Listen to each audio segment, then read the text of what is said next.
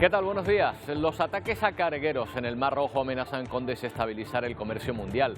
Los grandes fabricantes se plantean reducir los fletes ante la amenaza de los hutíes yemeníes que apoyan a Hamás en su guerra con Israel. El resultado inmediato será el encarecimiento de las mercancías que atraviesan este importante corredor marítimo y eso significa, ya lo habrán adivinado, que los precios pueden subir de nuevo.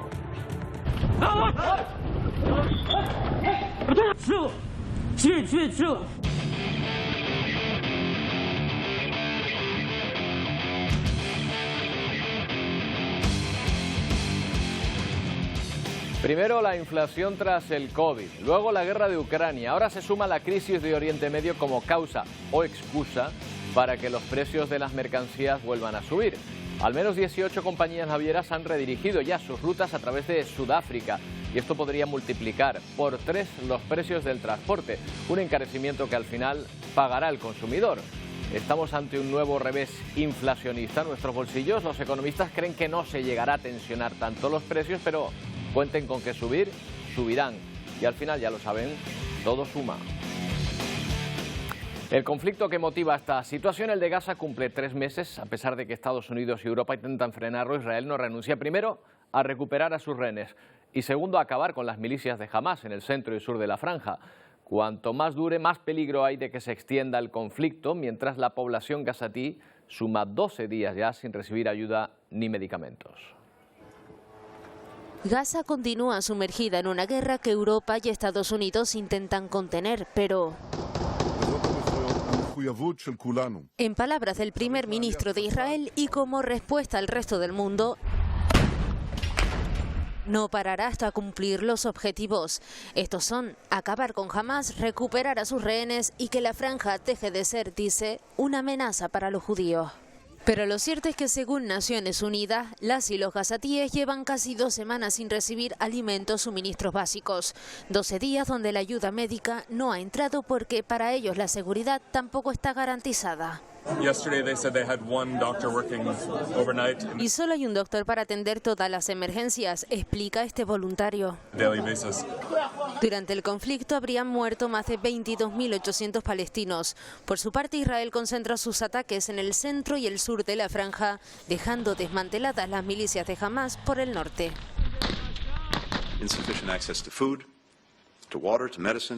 Mientras visita del alto funcionario de Estados Unidos a Qatar en busca de un alto al fuego inmediato.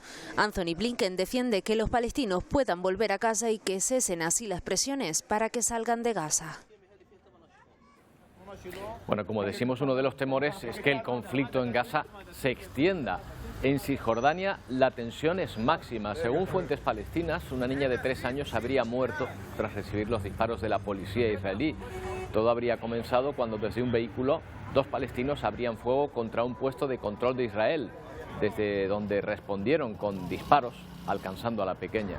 Los agentes reconocen haber alcanzado a otro coche donde se encontraba la menor. En la frontera norte de Israel, en el Líbano, sigue el fuego cruzado entre Israel y Hezbollah, que amenaza con extenderse, sobre todo tras el ataque de esta milicia a puestos militares israelíes. Así, Israel ataca posiciones del grupo chií ahora mismo por tierra y aire.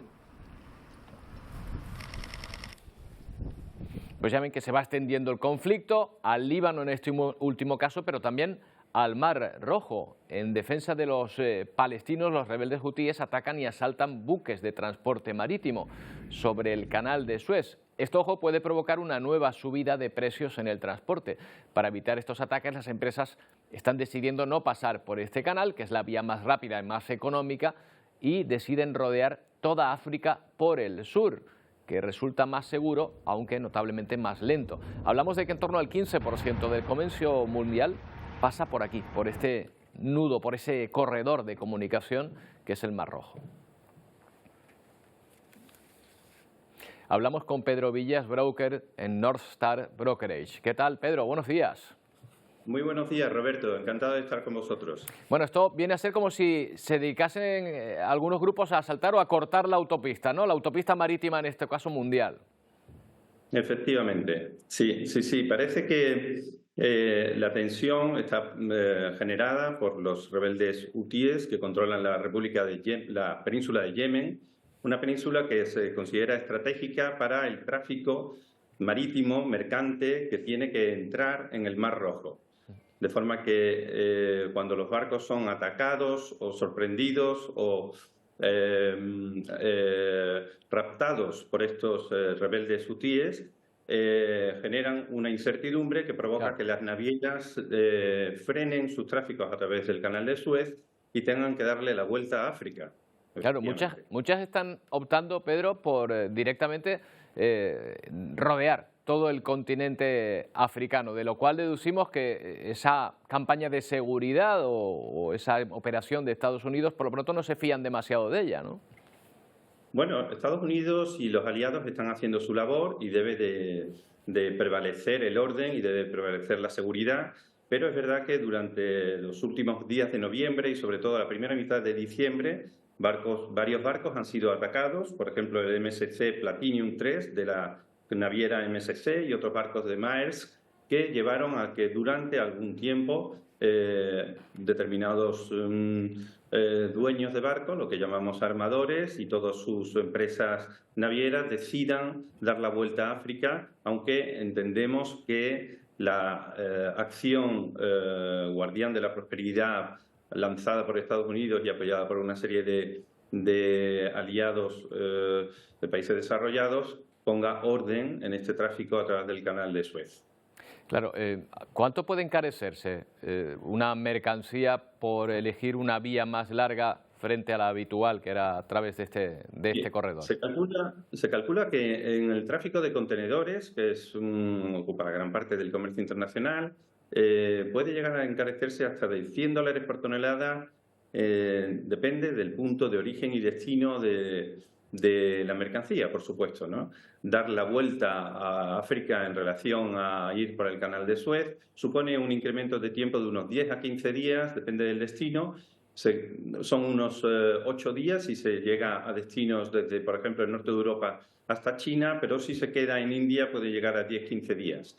Todo esto provocado también por el encarecimiento de los transportes, de los seguros marítimos, y por la ausencia de barcos, porque hay un factor fundamental. Si los barcos tardan 10-15 días más, resulta que la estructura de oferta de barcos que tenemos hoy no sirve, de forma que necesitamos muchos más barcos para hacer el tráfico marítimo lógico y normal que el mundo necesita.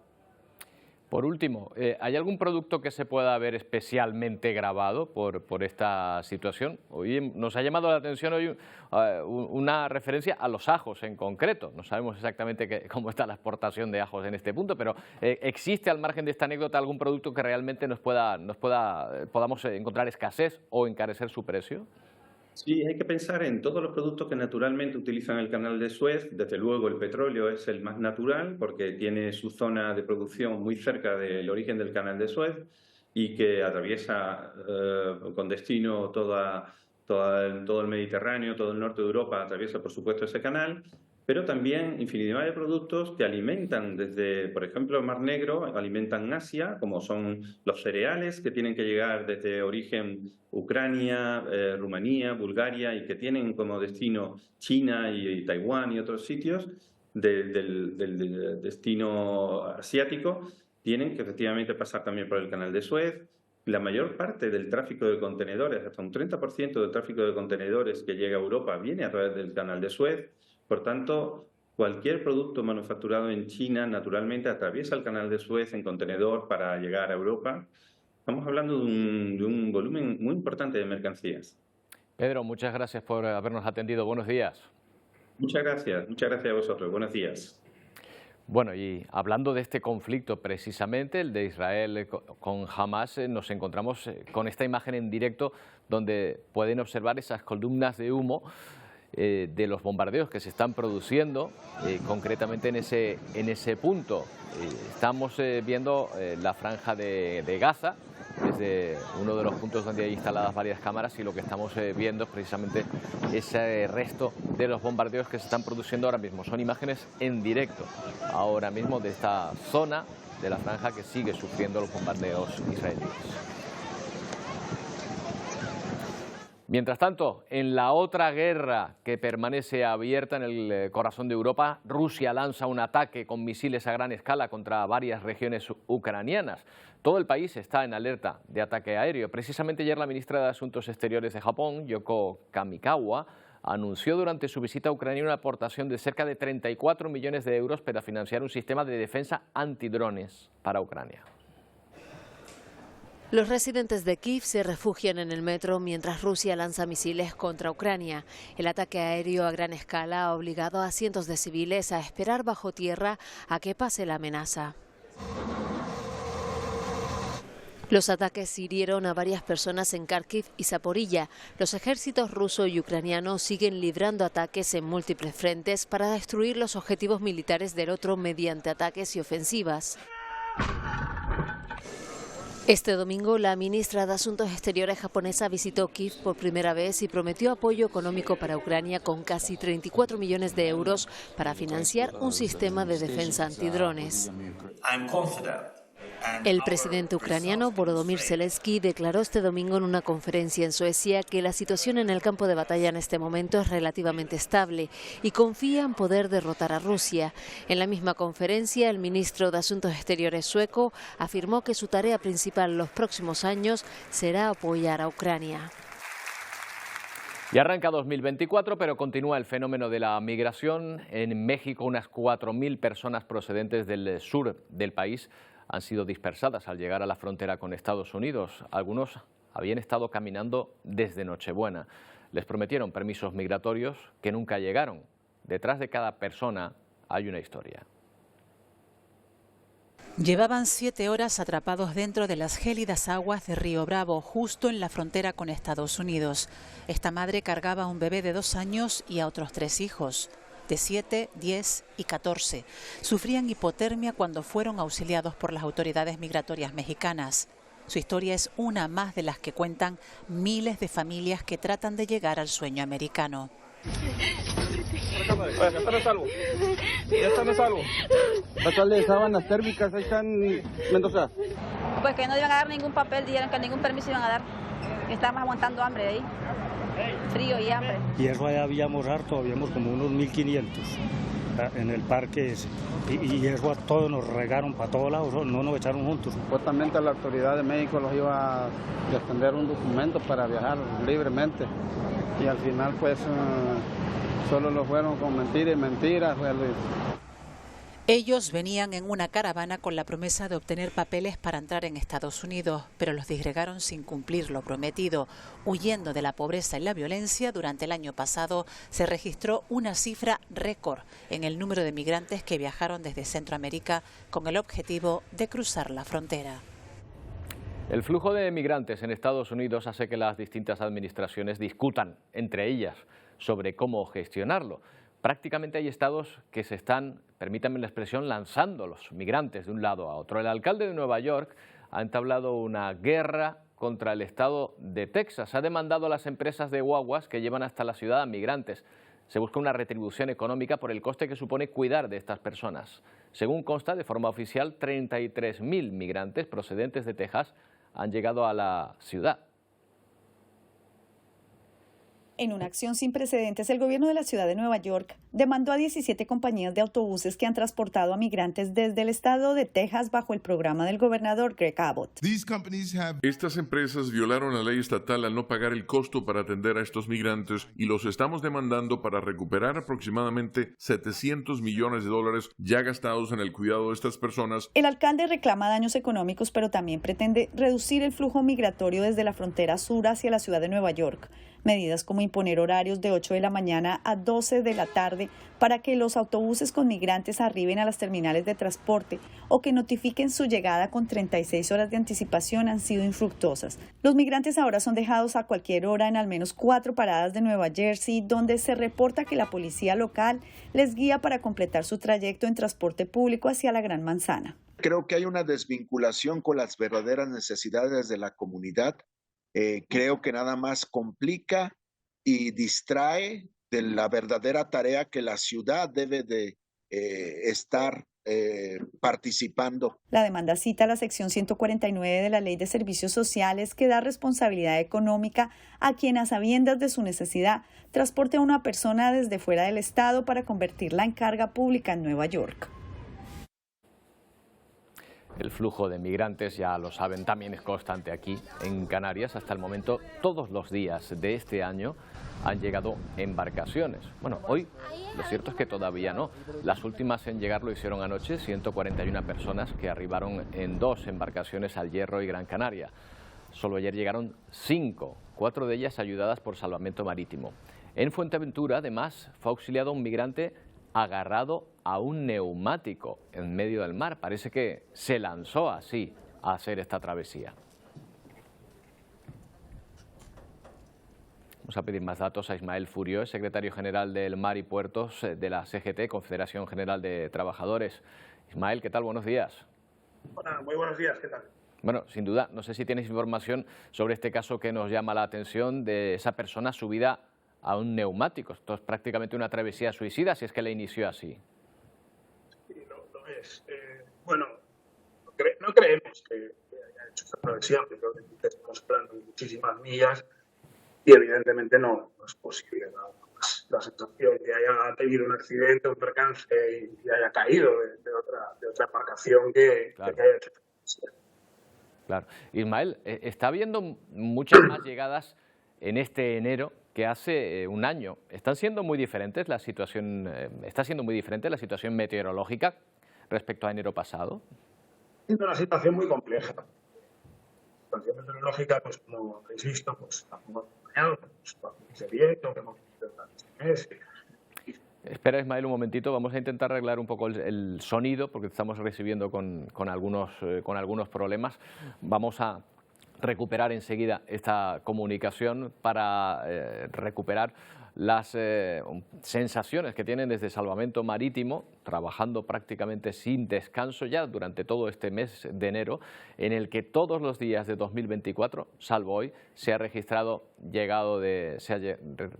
la llegada de embarcaciones. Bueno, enseguida recuperamos esa comunicación. Antes, otra noticia del día: el Ministerio de Sanidad se ha reunido con las comunidades autónomas para consensuar el uso obligatorio de la mascarilla en los centros sanitarios. Una medida planteada por el repunte de casos de contagios por virus respiratorios. Ahí no entra solo el COVID, está también la gripe A, la gripe común, cuyos contagios se han disparado en estos días. Además, desde Sanidad se estudia la posibilidad de que se pueda autojustificar una baja laboral durante 3 días para evitar colapsar los centros de salud. Mientras, Valencia, Cataluña y Murcia ya obligan a llevarlas en los centros de salud de estas comunidades autónomas. Hablamos con Amos García, médico epidemiólogo, miembro del grupo permanente de la OMS. ¿Qué tal, Amos? Buenos días. Muy buenos días, Roberto. Un auténtico placer estar con ustedes así a principios de un año que se presenta apasionante. Efectivamente, el placer es todo nuestro. Feliz año nuevo, por cierto. Amos. Bueno, volvemos a hablar del uso de mascarillas, pero solo en los centros hospitalarios por el momento, ¿eh? Sí, volvemos a hablar del uso de la mascarilla porque la mascarilla ha sido un valor al alza en el contexto de la lucha contra la pandemia, porque la mascarilla, y en este momento me sitúo en la mascarilla quirúrgica, nos previene razonablemente, no totalmente, pero sí razonablemente, de las infecciones respiratorias agudas, pero es que además nos olvidamos del otro factor importante que tiene el uso de la mascarilla, que es su valor solidario. Porque con la mascarilla, si yo estoy infectado y la tengo puesta, no infecto a los demás. Por lo tanto, tiene un alto valor sanitario. Yo entiendo desde esa perspectiva que en un centro que es altamente sensible, como son los centros sanitarios, el uso de la mascarilla está más que razonable. Es más, en un contexto como el que estamos viviendo, de un incremento importante de las infecciones respiratorias agudas, ver a una persona sin mascarilla en un centro sanitario no parece razonable. Desde esa perspectiva, es importante el uso de la mascarilla para los vulnerables en los centros sanitarios, para evitar que, en la medida de lo posible, que se infecten, pero también para los no vulnerables que van a un centro sanitario, para que hagan ejercicio de ese factor de solidaridad que tiene la mascarilla y no infecten a los demás. Claro, Amos, si me apuras, casi diríamos que no habría ni que obligar a esto. Es decir, quien estuve enfermo de gripe o incluso de un catarro, debería ponerse la mascarilla cuando está reunido con más personas. Esto debería ser de sentido común, ¿no? Indudablemente, Roberto, yo creo que forma parte de lo que debe ser la normalidad en las conductas humanas. El tener que hacer obligatoria una medida que es más que razonable, que forme parte de lo que es nuestra cultura, me parece que es señal de que algo todavía no está funcionando bien en el sistema. Acuérdate, Roberto, de aquellos visitantes de países orientales, fundamentalmente del Japón, que venían de turistas a nuestra tierra y algunos de ellos veíamos por la calle con mascarilla y que a todos nos llamaba la atención. Sí. Y ese hombre o esa mujer lo que estaba haciendo era un uso solidario de la mascarilla, porque ella estaba infectado, tenía un cuadro respiratorio que no le impedía hacer el normal desarrollo de su vida en comunidad, pero se ponía la mascarilla para no infectar a los demás. Ojalá uno de los elementos que ha traído consigo la pandemia desde el punto de vista positivo, que es el uso de la mascarilla, empieza a formar parte de lo que es nuestra cultura. Es necesario entender que no solo nos protegemos, sino que además protegemos a los demás. Claro, y ya no estamos hablando solo de COVID, porque a veces hablamos con personas que no es COVID. Bueno, no es COVID, pero tienes un gripazo monumental o tienes la gripe A o cualquier otro virus respiratorio que si te pones las mascarillas nos salvas a los demás de tener que cogerlo, ¿no? Efectivamente, y además me gustaría recordar otra cosa. La gripe es un problema de salud que a las personas vulnerables les crea complicaciones muy serias e incluso la puede llevar a la muerte. Por lo tanto, yo aprovecho además, Roberto, de no solo reforzar el uso de la mascarilla, sino además recordar a las personas vulnerables, a las que tienen ya edad avanzada o tienen alguna patología de base, hay que vacunarse frente a la gripe. Hay que vacunarse. Y todavía, desgraciadamente, en nuestra tierra hay muchas personas vulnerables que no han accedido a la vacunación. Con la que está cayendo no solo la mascarilla, sino además que ese grupo poblacional acude rápidamente a vacunarse lo antes posible. Bueno, ahora mismo está haciendo la reunión. No sé si tendrás algún topo que te esté soplando por donde van los tiros. No tengo ningún topo. Mis topos no llegan a ese nivel. Gracias, Amos. Buenos días. Un abrazo, Roberto, y feliz año. Igualmente. Bueno, vamos a retomar la conexión con Ismael Furió, secretario general de Mar y Puertos de la Confederación General de Trabajadores. Con él estábamos hablando del aumento de llegadas en lo que llevamos de año respecto a enero pasado. Te preguntábamos, Ismael, buenos días de nuevo, si había cambiado las condiciones del tiempo, si eran muy diferentes la situación meteorológica ahora que en enero pasado.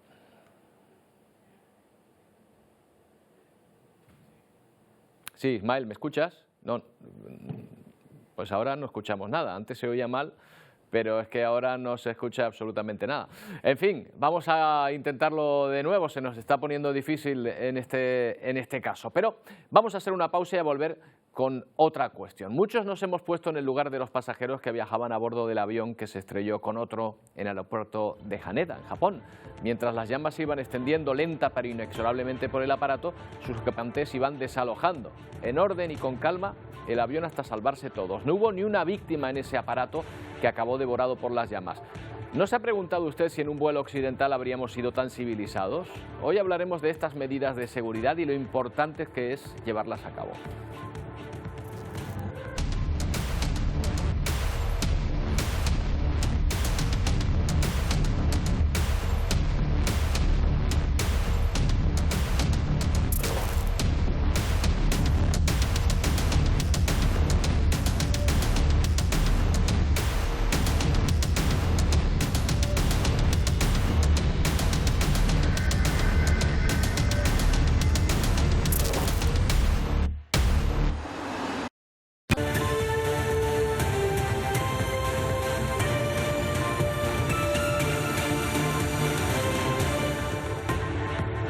Bueno, la técnica nos lo pone difícil a veces, pero nosotros somos perseverantes y nos hemos empeñado hoy a hablar con Ismael Furió, secretario general del Mar y Puertos de la Confederación General de Trabajadores, sobre este problema que padecemos en las islas, el de las corrientes migratorias y sobre todo el problema humanitario que suponen para estas personas. Ismael, ahora sí te oímos bien, ¿verdad?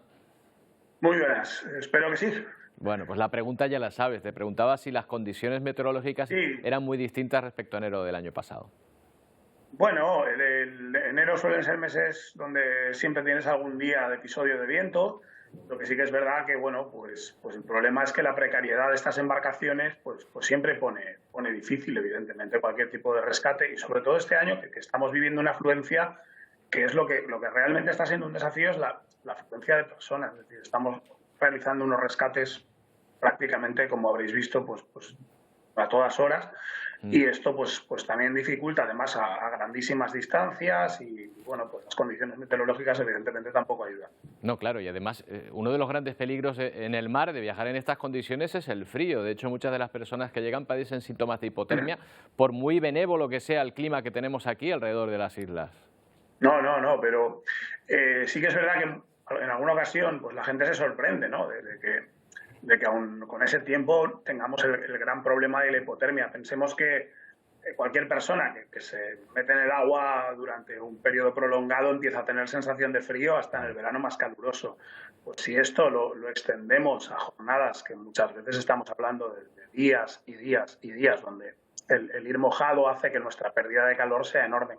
Si a esto le sumamos las condiciones físicas de la mayoría de estas personas que vienen, pues evidentemente con un problema de desnutrición importante, donde hay una falta de agua y de alimentos durante esta travesía, pues todo esto hace que el problema de la hipotermia sea muy grave. Pensemos que pasar toda una noche con la ropa mojada y otro día con la ropa mojada, pues es muy complejo. Ismael, esto debe estar significando un esfuerzo extraordinario también para las tripulaciones de salvamento marítimo. ¿Por cuánto se han multiplicado sus intervenciones en los últimos años? ¿Cuáles son las estimaciones que manejan ustedes?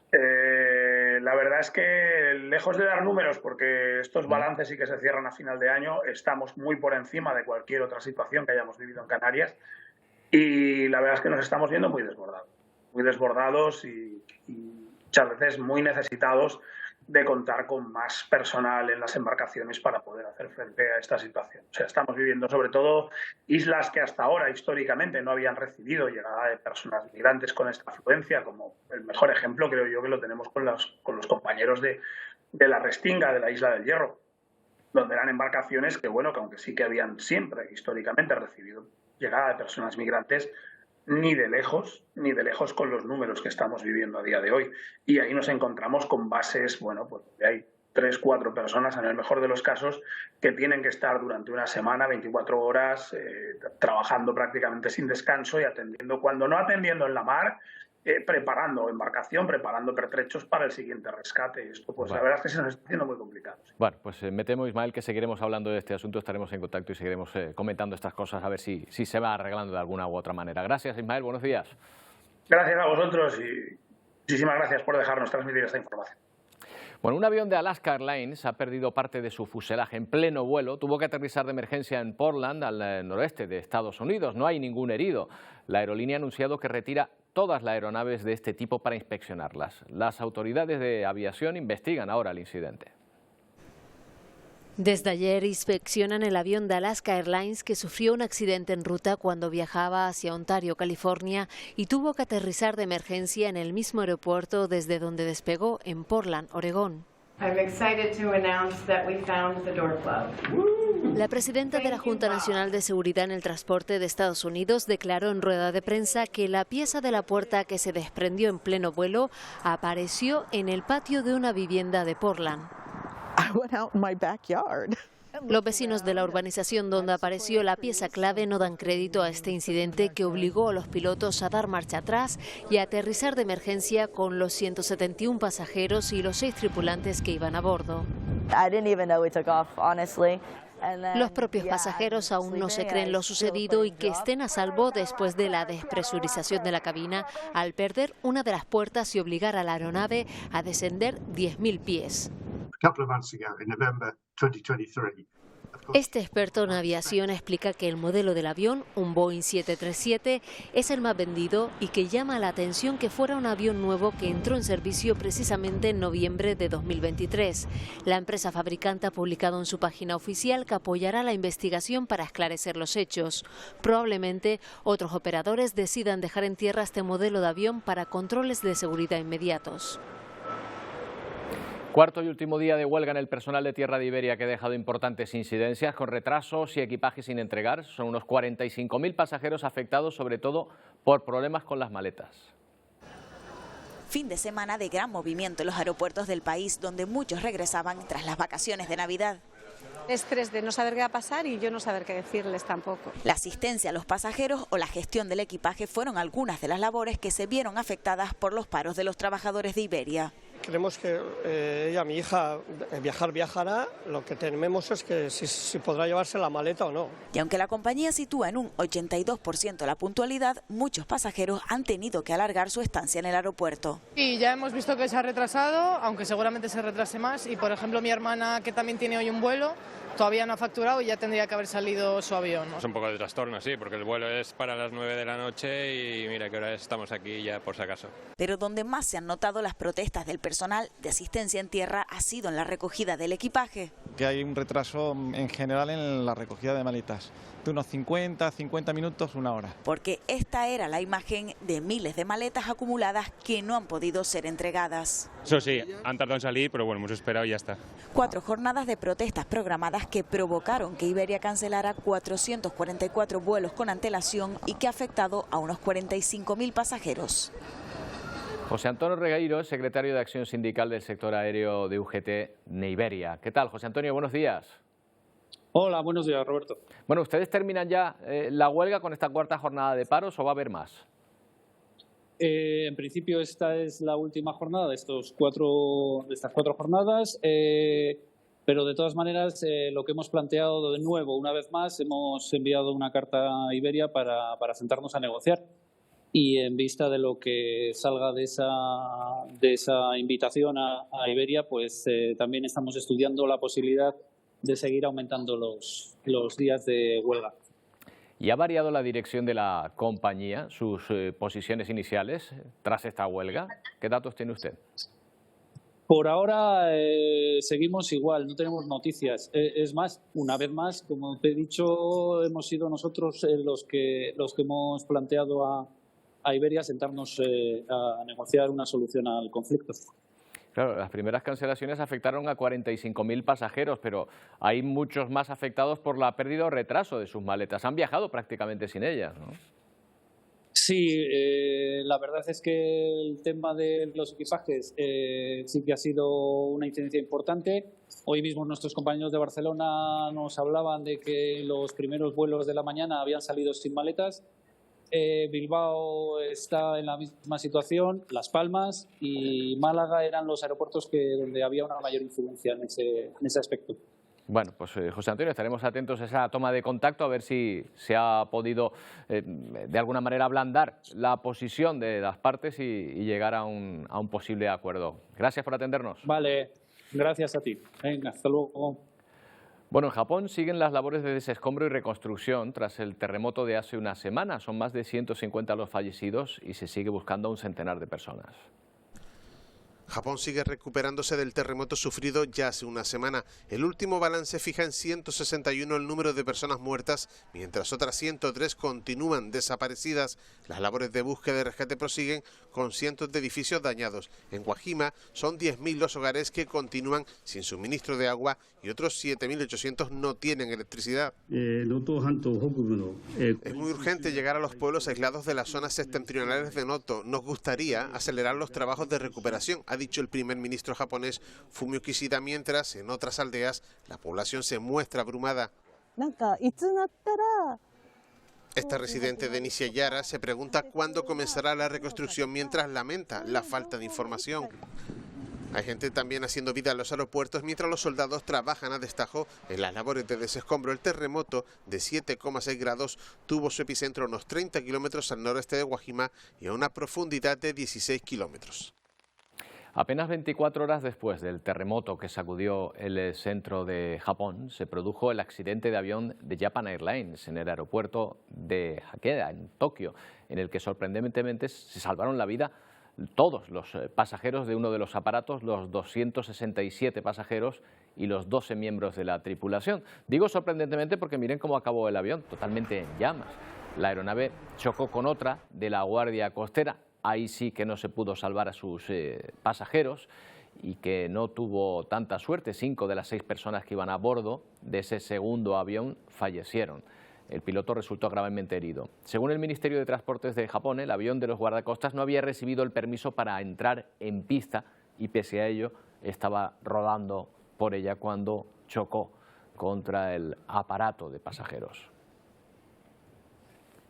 Y nos ha llamado muchísimo la atención la calma con la que estos pasajeros abandonan el aparato, estando prácticamente en llamas o empezando a ver a arder parte de ese avión.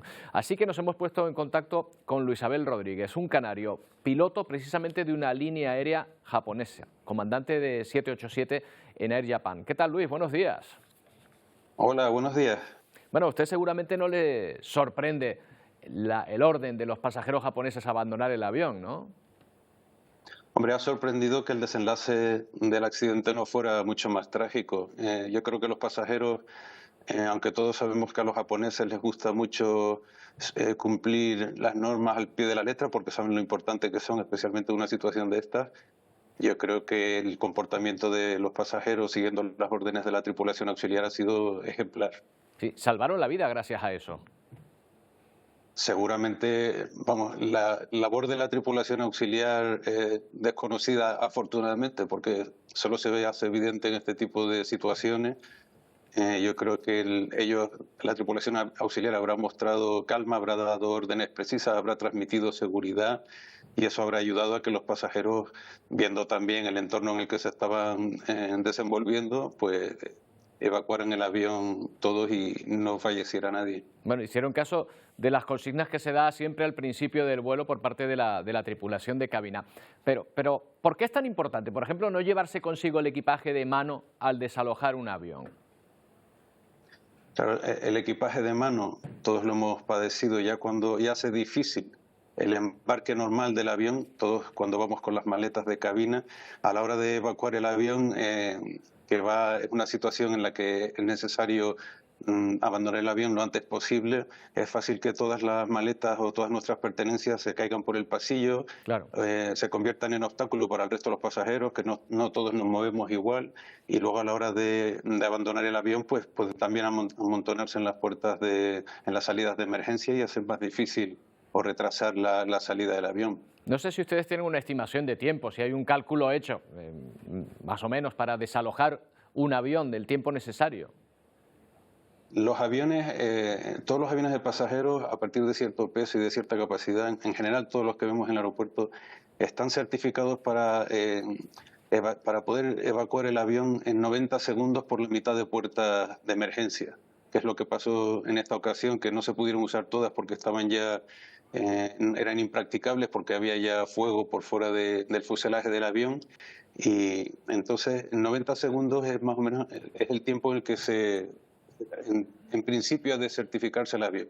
Claro. La capacidad del avión depende de poder evacuar a todo el mundo en ese tiempo. Claro, 90 segundos después de haber tenido un accidente, viendo cómo hay fuego alrededor, aunque todavía dentro del aparato no. La verdad es que tenemos la sensación, igual es un prejuicio, pero tenemos la sensación de que en cualquier compañía aérea accidental el desalojo habría sido más complicado. ¿Está de acuerdo? Hombre, naturalmente, a ver, esto yo creo que sería más una pregunta más para la tripulación auxiliar, que son los que lidian con los pasajeros todos los vuelos. Yo, en mi experiencia, cuando he estado trabajando en Europa, cada vez que hemos tenido que pedir colaboración a los pasajeros, siempre han respondido, siempre se han portado. O sea que, en base a mi experiencia, no tengo motivos para pensar que en un país occidental hubiera sido distinto. Yo creo que lo que marca la diferencia o el éxito de la situación es el comportamiento de la tripulación auxiliar, que yo creo que en este caso ha sido ejemplar. Bueno, pues probablemente sea un prejuicio y probablemente con una tripulación así de preparada en otro lugar habría ocurrido lo mismo. Respecto al accidente en sí, por último, Luis, nos recuerda mucho al accidente de los rodeos, un avión rodando por donde no debía estar y otro que choca contra él. Claro, comparar un accidente con otro, el de los rodeos está muy estudiado, es casi un paradigma de estudio en la aviación comercial. Lo están empezando a estudiar ahora. Por lo que se sabe hasta ahora, parece que podríamos sacar en factor común la interpretación de los mensajes de control que en un caso hizo que un avión despegara sin autorización, en el caso de los rodeos, y aquí parece que hizo que le diera un turno 1 al avión de guardacostas y a lo mejor han malinterpretado esta información como que podía ya entrar en la pista cuando en realidad lo que estaba era autorizado para mantenerse fuera de la pista. Bueno, pues se estudiará y se sabrá qué es lo que ha ocurrido. Luis Abel Rodríguez, gracias por atendernos. Buenos días. Gracias a ustedes. Buenos días. Bueno, y en un momento llegan nuestros compañeros de Ponte al Día, Pedro Machín, Wendy Fuentes, ¿qué nos tienen preparado para hoy? Buenos días. Buenos días, ¿qué tal, Roberto? Buenos días. Oye, se nos hace raro esto, ¿eh? Sí. Que hacía tiempo que no te saludábamos. Parece que ya todo vuelve a la normalidad.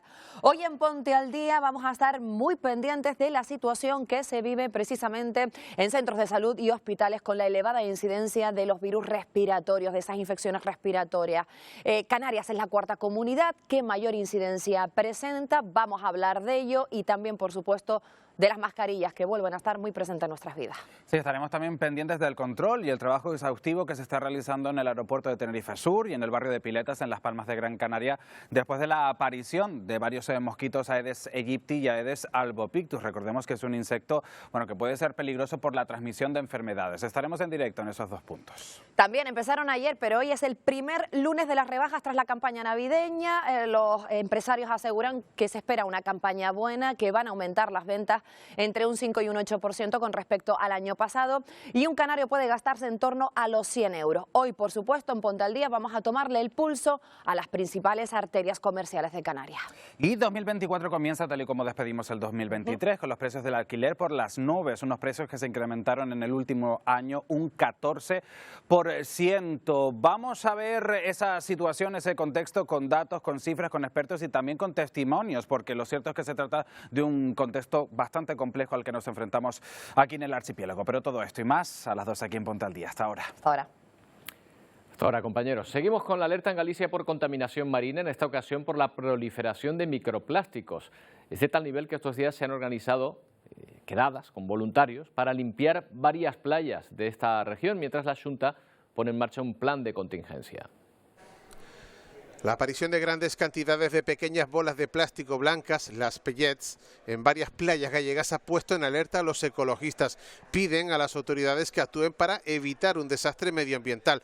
La Xunta ha activado un plan de contingencias por contaminación marina y ha reclamado al Gobierno central más información sobre el asunto. Prudencia, ojalá esto se pueda controlar cuanto antes. Falta de actuación, falta de coordinación y, por supuesto, el consellero de Mar, el señor Villar, debería dimitir. En Ribeira, Coruña, hasta los propios vecinos se han organizado en cuadrillas de voluntarios para poner coto a este fenómeno. Desde Carnota hasta Nigrán, de que temos o vertido presente. Mires onde mires, hai boliñas pola area, parece que acaba de granizar, son dun tamaño moi pequeno. Los trabajos llegan a playas como Espiñeirido y Vilar, en el Parque Natural de las Dunas de Corrubedo. La organización ecologista Seoverlife ha alertado de los efectos que estos microplásticos pueden tener sobre las aves marinas. Intentando mostrar cuáles son los impactos de este tipo de sustancias que muchos organismos marinos ingieren, y puede tener afecciones a nivel de toxicidad, de lesiones en tejidos internos. En una región históricamente dañada por los vertidos de crudo. Bueno, y nos vamos a los Alpes italianos. 2 personas perdieron la vida este domingo tras una avalancha de nieve. Se trata de 2 excursionistas que se vieron sorprendidos por este suceso cerca de la frontera con Suiza. Aún no han sido identificados. En Eslovenia, 5 personas han quedado atrapadas en una cueva en el suroeste del país por las fuertes lluvias de estos días que han elevado los niveles de agua. El grupo lo compone una familia de 3 personas y 2 guías turísticos. Por ahora están refugiadas en un lugar seguro de la cueva, que tiene 8 kilómetros de largo y solo puede visitarse en barco.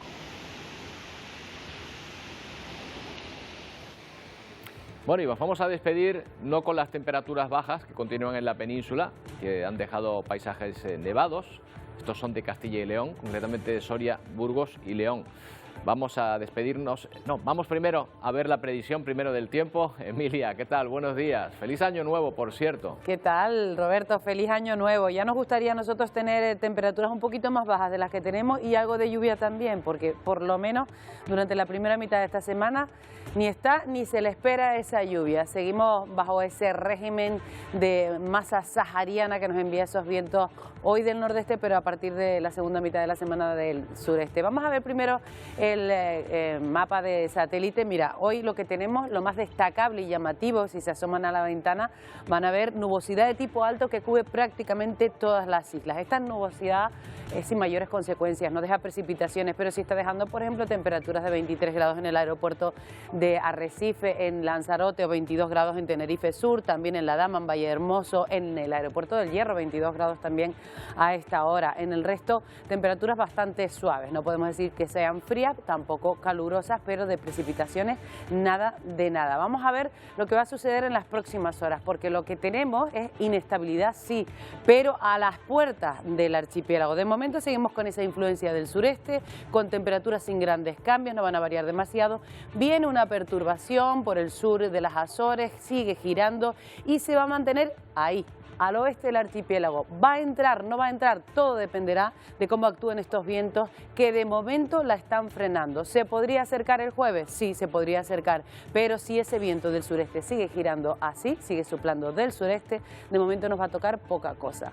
Así que de momento mañana lo que cabe esperar es una situación muy parecida a la de hoy, con intervalos nubosos, sobre todo de tipo alto, generalizado, sobre todo en las islas con mayor relieve, y debajo de esas nubes altas también nubosidad baja, dispersa, poco importante, en el norte de las islas con mayor relieve. Alguna nube incluso de evolución, porque el viento está soplando muy flojito en la vertiente oeste de las islas occidentales. Ambiente más despejado en Fuerteventura, Lanzarote, temperaturas sin grandes cambios, de media 22-23 grados, y atención porque tal vez la novedad, o a lo que hay que estar pendiente, sea la situación marítima en las costas del norte, donde hay mar de fondo con olas que podrían llegar a los 3 metros de altura, Roberto.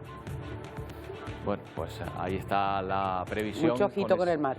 Con esa predicción del tiempo en el mar, hay que tener mucho cuidado. Gracias, Emilia. Hasta mañana. Bueno, pues vamos a despedirnos, decíamos, con las temperaturas bajas en la península, con paisajes nevados, por ejemplo, los de Castilla y León. Estas son imágenes de Soria, Burgos y León. Paisajes invernales, sin duda, los que podemos ver en estas localidades, en estas zonas, en la península. Volvemos mañana a partir de las 11 en una nueva edición de Atlántico Noticias. Adiós.